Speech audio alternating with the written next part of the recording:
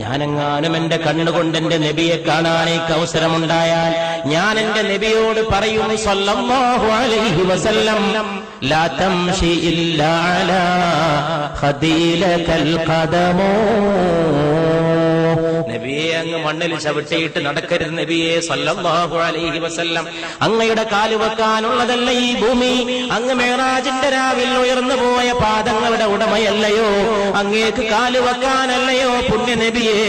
എന്നെപ്പോലുള്ളവരുടെ കവിൾത്തടങ്ങൾ ലാ തംശി അങ്ങ് നടക്കരുത് ഇല്ലാ അലാ ഖദീലകൽ ഖദമോ. അങ്ങേക്ക് കാല് വെക്കാനല്ലയോ ഞങ്ങളെപ്പോലുള്ളവരുടെ കവിൾത്തടങ്ങൾ?